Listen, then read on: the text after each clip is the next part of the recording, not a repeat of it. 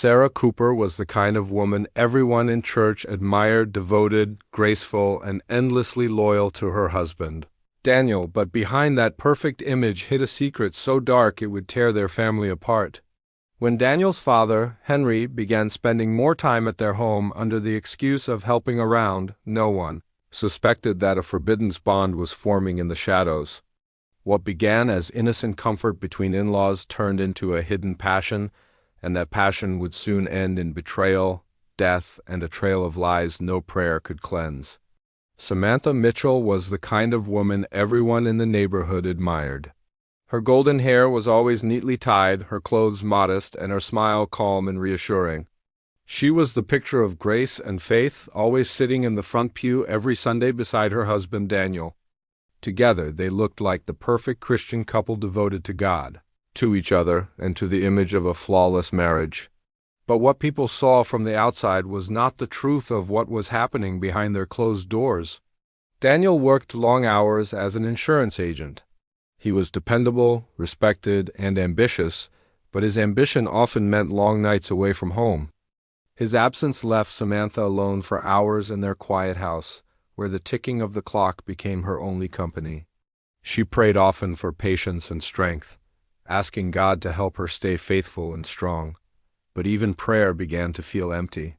The house that once felt full of love now felt like a hollow shell where she simply existed, not lived. Everything began to change the day Daniel's father, Richard, moved in. His wife had passed away suddenly, and Daniel thought it would be best to have him close so he wouldn't be alone. Richard was in his late 50s, tall and well-kept, with a confidence that came from years of experience.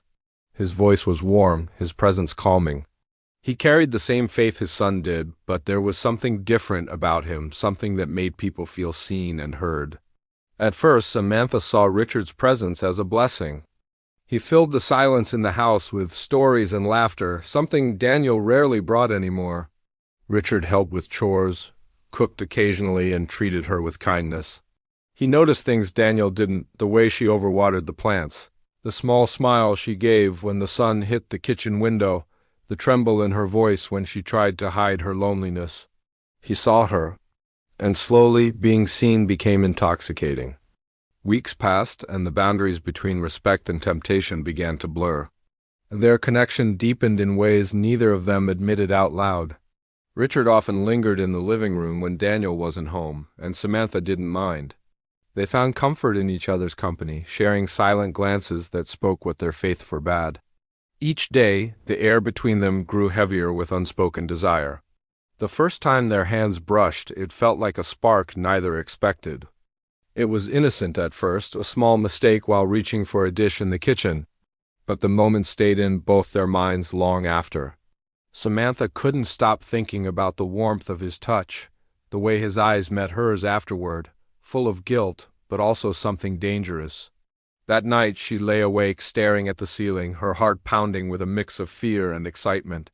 She knew it was wrong, yet the thought of him made her feel alive again. Her faith began to falter. Each Sunday, when the pastor spoke of sin and purity, Samantha's stomach twisted in shame. She avoided looking at Richard during church, afraid others would see what they were hiding. But every secret meeting, every small moment of closeness, pulled her further from the woman she once was. She justified it in her mind, telling herself she was lonely, that she deserved to feel loved again. Richard, too, was torn. He prayed every night, asking for forgiveness, yet he couldn't stop himself from being drawn to her. She reminded him of what he had lost: youth, affection, the warmth of a woman's care. He told himself it was just comfort, not lust, but his thoughts betrayed him. And soon the invisible line between comfort and passion was crossed. It happened quietly, without words, without planning. One evening, when the house was dark and Daniel was away on a business trip, their restraint broke. The storm outside echoed the one inside them. In that moment, Samantha felt both free and condemned. When it was over, she wept silently, realizing that she had destroyed everything she believed in. But even as she cried, part of her longed to do it again. Days turned into weeks, and the affair continued in silence. They met in shadows, careful to erase every trace. Samantha told herself she could keep it hidden, that no one would ever know. She smiled more in public, pretending to be the devoted wife everyone expected her to be. But inside, she was living two lives, the godly woman in the daylight and the sinner at night. Her guilt began to eat away at her peace. She found herself staring at Daniel across the dinner table, wondering if he could see the truth in her eyes. He was distant, buried in work, but sometimes he looked at her just long enough to make her heart stop. There was something in his gaze, suspicion, confusion, maybe even realization. But he said nothing, and the silence between them became unbearable. Rumors began to spread quietly among the church members. Someone mentioned that Richard S. car was often seen parked at home during Daniel S. late nights. Another whispered that Samantha had been too close to her father-in-law at the last church picnic. Samantha ignored the gossip, forcing herself to believe that she was still in control. But guilt has a way of revealing itself, even when one tries to hide it behind smiles. Then came the day everything shifted. Daniel came home unexpectedly early from work. Samantha was in the living room, pretending to read, but her heart stopped when she heard the door. Richard was upstairs. She froze, panic flooding her veins as Daniel walked in. His face looked calm, too calm. He asked about her day, his tone polite, but his eyes studied her too closely. She couldn't tell if he knew or was just being cautious. Later that evening, Daniel mentioned he might invite his father on a fishing trip soon. He said it so casually that Samantha didn't think twice, but there was something unsettling in his voice, a quiet edge that made her uneasy. She brushed it off, unaware that the small comment would become the start of something horrific. That night, when she went to bed, she couldn't sleep. Her mind was torn between desire, guilt, and fear. She told herself she would end the affair, that she would beg God for forgiveness, that she would rebuild her marriage. But deep down, she knew it was already too late. The damage had been done. As she lay in the darkness, the wind brushing against the window, Samantha didn't know that her perfect Christian life was about to collapse completely. What had started as a forbidden spark of passion was about to turn into a deadly fire that would consume everything she loved. And the man she thought she had deceived was no longer blind, he was quietly preparing to destroy them all. Daniel sat in his car for nearly an hour before entering the house that evening. The soft glow of the porch light flickered across the driveway, but he didn't notice. His mind was too crowded with thoughts that refused to rest. He had watched his wife and father grow strangely close for months, brushing off his suspicions as paranoia. But now, something deep in his gut told him he was no longer imagining it. It wasn't just friendly warmth or family comfort, it was something darker, something that had crossed the line long ago. When he walked inside, Samantha greeted him with a smile that looked too perfect. It was the same smile she used when she was hiding something. Daniel noticed the way her voice trembled slightly when she asked about his day. Her eyes avoided his, and from upstairs he could faintly smell the familiar trace of his father's cologne, sharp, musky, unmistakable. It was a scent that didn't belong in his wife's presence. He didn't say anything, but his stomach turned cold. In the following days, Daniel began to watch more closely. Every interaction between Samantha and Richard became a puzzle piece in his growing theory. He noticed the small things first, how his father seemed happier than he had been in years, how Samantha started dressing differently, how she laughed too easily at Richard's jokes. One afternoon, he walked into the kitchen to find them standing too close together. They stepped apart instantly, pretending to be casual, but the silence that followed confirmed everything Daniel needed to know. That night he sat awake while Samantha slept peacefully beside him. The realization of betrayal hit him harder than he expected. The woman he prayed with every morning, the one he vowed to protect and cherish, had chosen his own father to betray him with. The thought was unbearable, yet he couldn't stop replaying every memory in his head, every church gathering, every family dinner, every smile they exchanged when they thought he wasn't looking. It all made sense now. The next morning, Daniel took action. Instead of confronting them, he decided to collect proof. He wanted to see it with his own eyes before he made a move. He went to an electronics store and bought 2 small hidden cameras, one for the hallway and one for the living room. He told Samantha he was adding extra security because of recent neighborhood break-ins. She believed him without question. The cameras were installed discreetly, angled perfectly to capture anyone moving between rooms. For a week, Daniel went about his routine as if nothing had changed. He went to work, came home, smiled when necessary, and prayed with Samantha at night. But every evening, when she fell asleep, he replayed the footage in silence. For days he saw nothing unusual. His anger began to fade into doubt. Perhaps he had been wrong after all. Perhaps his grief over his mother's death and his long work hours had clouded his mind. But then came Thursday night. Daniel watched the footage with tired eyes, sipping his coffee in the dim light of his office.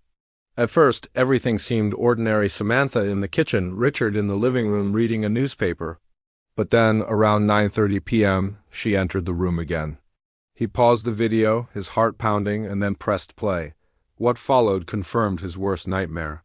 The sight was enough to make him sick. Every doubt, every fragile piece of trust shattered instantly. His father, his wife, in his home, under his roof. The rage that filled him in that moment was indescribable. It wasn't loud or violent, it was quiet and absolute. A kind of fury that burned without sound, that changed a person entirely. Daniel sat motionless for a long time, staring at the screen, feeling something inside him die. He didn't sleep that night. By morning, his plan had already begun to take shape. He would not confront them in anger or expose them publicly. That would be too easy. No, he wanted them to feel fear to live in it. He wanted them to crumble from the inside, the way they had broken him. Revenge would not be quick. It would be slow, deliberate, and complete. Samantha noticed the change almost immediately. Daniel's tone softened. His attention returned. He began to compliment her again, something he hadn't done in months. She felt a wave of relief, thinking their marriage was healing. Guilt lingered inside her, but Daniel's newfound tenderness made her believe in second chances. She had no idea that behind his smile was a plan to destroy everything she held dear. Richard, however, began to feel uneasy. He noticed the way Daniel looked at him, too long, too quiet, with a kind of knowing calmness that felt dangerous. He thought of confessing, but feared what it would do to the family. Instead, he began avoiding Samantha when possible, hoping the affair would fade before anyone found out. But secrets have a way of resurfacing, no matter how deep they're buried. Daniel started setting traps, both emotional and practical. He mentioned his father's loneliness, suggesting they spend more time together, strengthening their bond. One evening at dinner, he spoke casually about planning a fishing trip, just father and son, a weekend away to talk and reconnect. Samantha smiled at the idea, relieved that they might rebuild what was broken between them. Richard hesitated but agreed, grateful for the chance to mend their strained relationship. That night, Samantha stood by the window, watching as Daniel packed his fishing gear. She felt a sense of calm for the first time in months, thinking this trip might bring peace. She didn't know it would mark the beginning of something far worse. Before leaving, Daniel went to his office and opened his laptop one last time. He stared at the video files, replaying them silently, his face blank. The footage that once tore him apart now fueled his resolve. He copied everything onto a flash drive and placed it in his jacket pocket. It wasn't about proof anymore, it was about memory.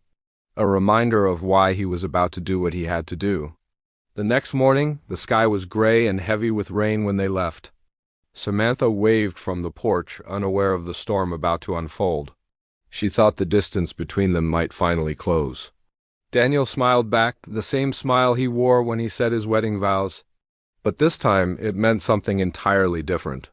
As the truck disappeared down the wet road, Samantha turned and walked back into the quiet house. She felt lighter, hopeful.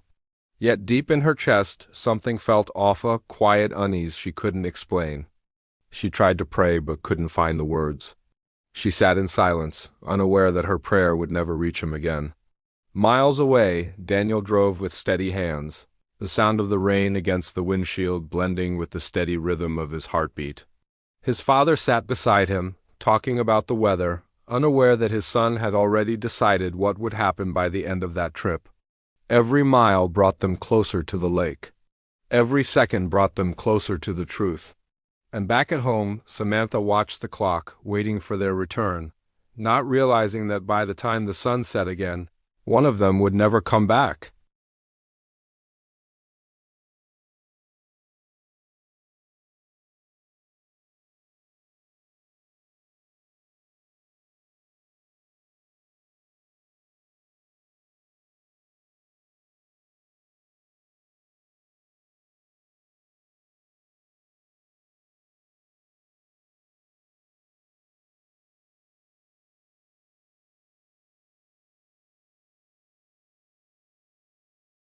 But beneath that quiet calmness, something dark and irreversible was about to unfold. Richard tried to make conversation, speaking softly about the past, about Daniel's childhood, about the fishing trips they used to take when life was simpler. He wanted to believe this was just another one of those moments, a father and son reconnecting after years of distance. Daniel nodded and smiled occasionally, hiding the storm inside him. Every glance at his father's face reignited the memory of that night's footage. He saw betrayal behind every word, behind every gesture of affection. They set up camp along the water's edge, building a small fire to warm the morning air. Richard hummed quietly as he worked, unaware that his son's silence had nothing to do with the cold. Daniel watched him closely, studying his movements, feeling both disgust and sorrow. There was a time when he respected this man more than anyone in the world. But that time was gone. All he saw now was a liar hiding behind fatherly kindness. As the day went on, they fished together, eating sandwiches and pretending everything was fine. The air between them was heavy with the unspoken truth neither dared to address. The only sound was the slow lap of water against the rocks and the distant call of a bird. When the sun began to set, Daniel poured them both a drink. Richard raised his cup with a weary smile, his reflection trembling in the dark water. It was then that Daniel broke the silence. His words were calm, too calm, as he mentioned how strange it must have felt for his father to live under the same roof as Samantha again, to see her every day, to share the same kitchen, the same air. Richard froze, his hands tightening around his cup. The pause lasted only a moment, but it was enough. Daniel saw the truth written all over his father's face. He didn't need to hear a confession. The silence said everything. What followed was brief and brutal. It was not premeditated in detail, but it was inevitable. The argument erupted suddenly, their voices rising over the sound of the wind. The weight of months of suspicion, anger, and disgust exploded all at once. Daniel's hands shook with rage as he shouted about betrayal, about how his father had defiled everything sacred. Richard tried to calm him, but there was no calming a man who had already crossed the point of forgiveness. When it was over, the only sound left was the soft crackle of the dying fire. Richard lay motionless by the water, his lifeless eyes staring at the darkening sky. Daniel stood above him, chest heaving, hands trembling, trying to understand what he had done. The night swallowed his cries. For a long time he just stood there, frozen in shock, feeling both satisfaction and horror at once. Then instinct took over. He dragged the body to the lake, weighted it down with stones, and watched as it slowly sank beneath the surface. The ripples faded, and the lake grew still again, as if nothing had happened.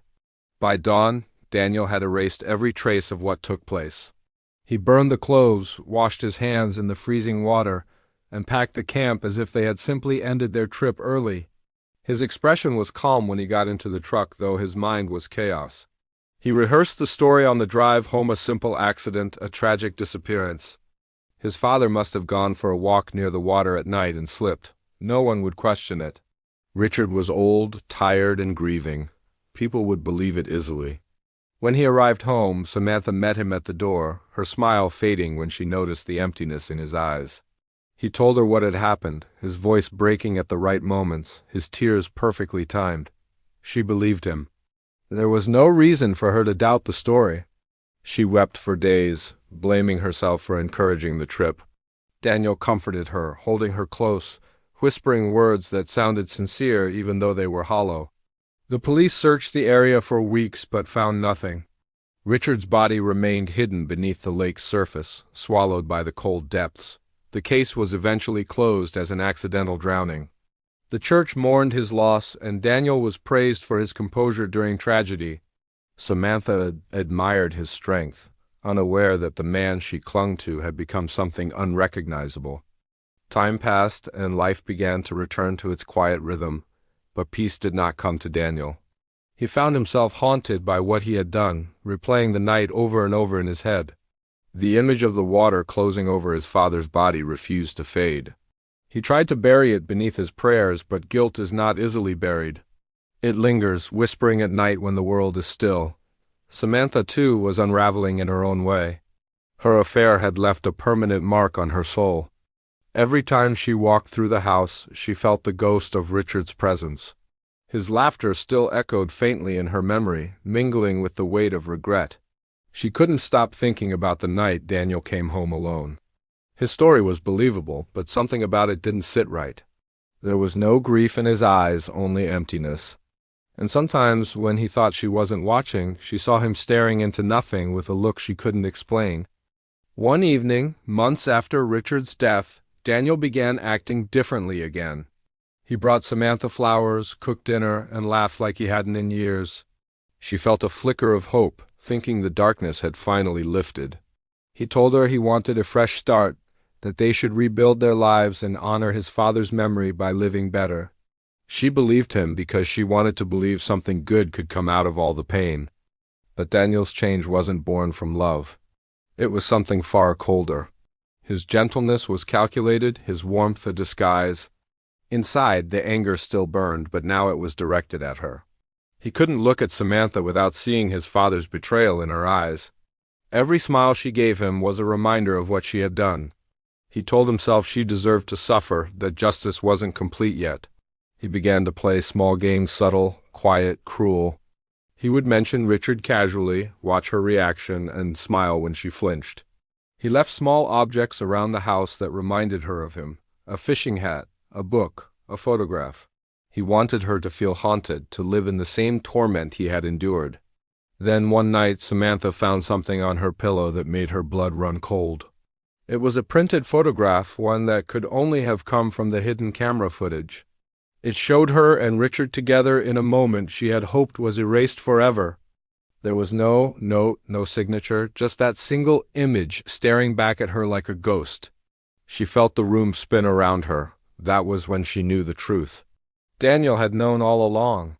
The silence, the sudden kindness, the strange calmness, it all made sense now. He wasn't forgiving her. He was watching her drown slowly in fear, just as he had watched his father sink beneath the lake.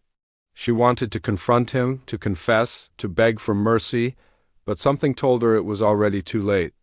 Daniel's eyes no longer held love or anger. They held something worse: cold satisfaction. He had already punished one of them. And deep down, Samantha began to realize that he was not finished yet. Daniel's world started to crumble in ways he could not understand. After his father's sudden death, the whispers in the small church community grew louder. People wondered why Henry had been found in the basement of his own house, surrounded by broken glass and an empty bottle of whiskey. The coroner ruled it an accident, but the bruises on Henry's neck suggested otherwise. Daniel tried to silence his doubts, but they grew stronger each day. Sarah's distant eyes and nervous hands told him there was something she wasn't saying. The funeral was heavy with silence. Daniel stood next to Sarah, his hand on her shoulder, while her eyes stayed fixed on the coffin. Everyone in the town spoke kindly of Henry, calling him a man of faith and discipline. Yet Daniel noticed how Sarah avoided looking at the coffin. When the priest finished the last prayer, Sarah stepped back, pale and trembling, as if a ghost had brushed past her. That night, Daniel couldn't sleep.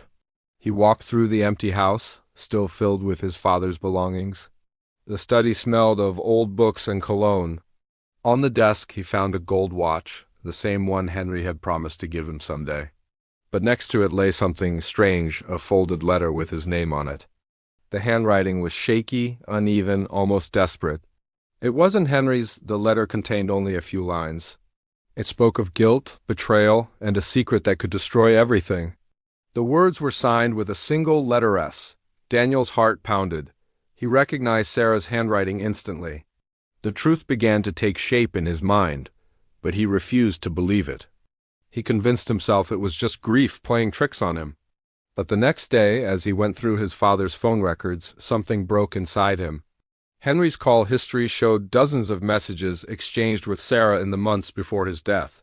Late-night calls, texts, even money transfers. None of it made sense until he noticed the dates each conversation took place when Daniel was away on business trips. The discovery left him cold. He remembered how Sarah would stay behind, saying she didn't feel well. He remembered coming home to find her tired, flushed, and quiet. The puzzle pieces began to fit together in the darkest way possible. As Daniel went through more files, he found pictures hidden on a flash drive. Most were of family gatherings, but one folder was locked with a password. It took him hours, but he eventually cracked it. What he saw made him feel sick. Photos of Sarah and Henry together in places they shouldn't have been, in motels, in his father's office, even in his own house. The betrayal was too much to comprehend. He sank into his chair, shaking with rage and disbelief. For days, Daniel didn't confront Sarah. He watched her instead, noticing every gesture, every word. She acted as if nothing had happened, going about her chores, cooking dinner, and pretending to mourn Henry's death. But behind her calm expression, Daniel saw guilt. One night, Daniel went to his father's grave. The cold wind howled through the cemetery. He stood there for hours, unable to move, consumed by anger and confusion. He felt torn between love and hate, between wanting answers and wanting revenge. When he returned home, Sarah was awake, sitting in the dark living room. Her eyes were swollen, her hands trembling. She looked like a woman haunted by ghosts. Daniel didn't speak. He just stared at her until she turned away. The silence between them grew heavier with each passing day. Sarah began drinking more, spending hours locked in the bathroom. Sometimes Daniel would find her staring blankly at nothing, whispering to herself. It became clear that she was breaking under the weight of her secret. One afternoon, while Sarah was at the grocery store, Daniel searched the house again. In the laundry room, behind a box of cleaning supplies, he found a blood-stained scarf. It was the same scarf Sarah had worn the night Henry died. The blood had dried long ago, but the sight of it filled Daniel with dread. He took the scarf and hid it in his car. That night he drove to the police station but stopped halfway. His mind raced with conflicting thoughts. If he told them the truth, his wife would go to prison. But if he stayed silent, he would live with the knowledge that she might have killed his father. He couldn't decide what was worse. Over the next few days, Daniel noticed strange things happening around the house. Footsteps at night, doors left open, and Sarah talking in her sleep, murmuring Henry's name. Sometimes she would wake up screaming, claiming to see him standing in the corner. Daniel began to wonder if the house itself was cursed. Then, one morning, Sarah disappeared. Her car was gone, her phone left behind, and her clothes still in the closet. Daniel reported her missing, but deep down he feared the truth. A week later, a hiker found her body near the edge of a lake. The coroner said she had drowned. But when Daniel saw her face at the morgue, he noticed something strange: bruises on her neck, identical to the ones on Henry's. The police called it suicide, but Daniel knew better. He realized the past had finally caught up with her. As he stood over her coffin, the same words echoed in his mind from the letter she had written. "Our secret will destroy us both." The truth had destroyed her first. After Sarah's death, Daniel tried to live as if life could go back to normal, but the silence in the house became unbearable. The place that once echoed with laughter and the smell of home-cooked meals now felt like a tomb. He walked through each room, unable to escape the ghosts that clung to the walls. Her perfume still lingered on the curtains, and her wedding ring sat untouched on the nightstand. Every object reminded him of the woman he had once loved, and the betrayal that had destroyed his family. The police had closed the case, calling Sarah's death a suicide driven by guilt. They believed she couldn't live with what she had done to Henry, but Daniel wasn't convinced. Something about the way she died felt wrong, staged even. The bruises on her neck didn't match the story of drowning. He began to suspect that someone else had been involved. The thought consumed him. Nights turned into long hours of staring at old photographs, trying to piece together the puzzle that had taken everything from him. One night, Daniel went to his father's house for the first time since the funeral. Dust covered the furniture and cobwebs hung in the corners. The air felt heavy, as though the walls remembered every secret that had been whispered inside them. He wandered through each room until he reached the basement where Henry had died. The floorboards creaked under his steps. He stood there, staring at the spot where his father's body had been found. He expected to feel grief, but instead he felt anger. As he looked around, something caught his eye, a small, rusted key lying behind an old bookshelf. He picked it up and noticed faint initials carved into the metal. HD, it belonged to his father. Daniel searched the basement and found a locked chest under a pile of boxes. The key fit perfectly. Inside were several old photographs, letters, and a black notebook. The letters were all addressed to Sarah. The words were filled with passion, obsession, and fear. Henry had written about their affair, about how he couldn't live without her, and about his growing suspicion that Daniel might find out. Then came the final entry in the notebook, dated the day before Henry's death. It read, "She said she's done with me. Said she's tired of living in lies. I can't let her go. If she leaves, I'll tell Daniel everything. She doesn't understand what that will do to him." Daniel's blood ran cold. The handwriting grew shaky in the last lines, ending abruptly with smudged ink. There was no signature, no closure, just the feeling of chaos frozen in time. He realized that his father's death hadn't been an accident. It had been the result of that final confrontation. Maybe Sarah hadn't meant to kill him, but things had gone too far, or maybe it hadn't been her at all. Daniel began to wonder if someone else had wanted both of them gone. The notebook hinted at another person, a friend Henry had confided in, someone who knew about the affair and had warned him to stop. But the name was never mentioned. Days passed, and Daniel became obsessed with finding that missing link. He started visiting the church more often, hoping someone would slip up, say something, reveal the truth. Then, one evening, the pastor called him into his office. He handed Daniel a small envelope, saying it had been found in the church donation box weeks earlier. Inside was a note written in familiar handwriting. It was Sarah's. He wasn't supposed to die. I only wanted him to stop. I thought I could fix it, but he wouldn't listen. Please forgive me. Daniel's hands shook as he read the words.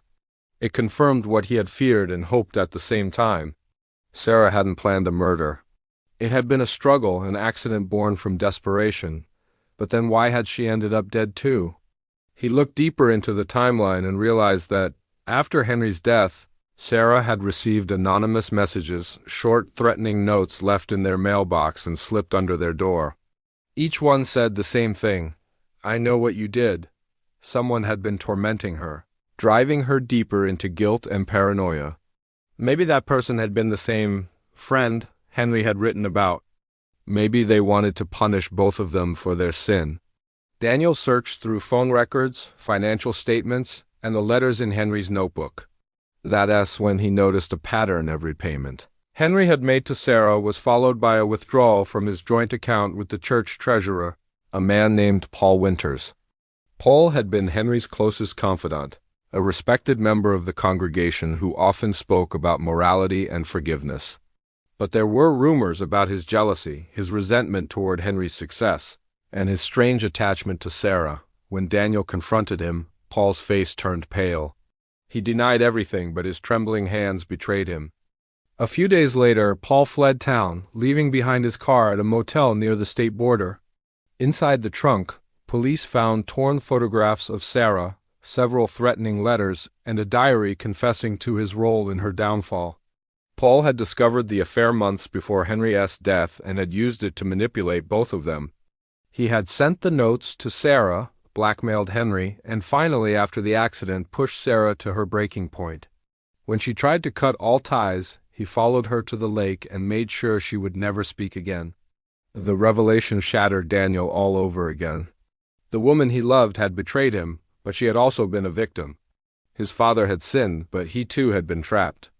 In the end, they had all been destroyed by one man's obsession and the poisonous secrecy that had infected their lives.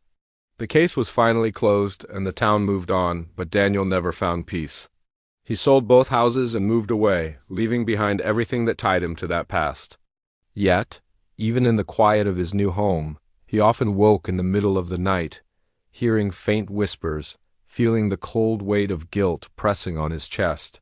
Sometimes he imagined Sarah standing by the lake, calling his name, asking for forgiveness that neither of them would ever receive.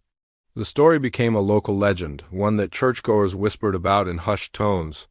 A faithful wife, a respected father, and a son caught in the storm of their sins.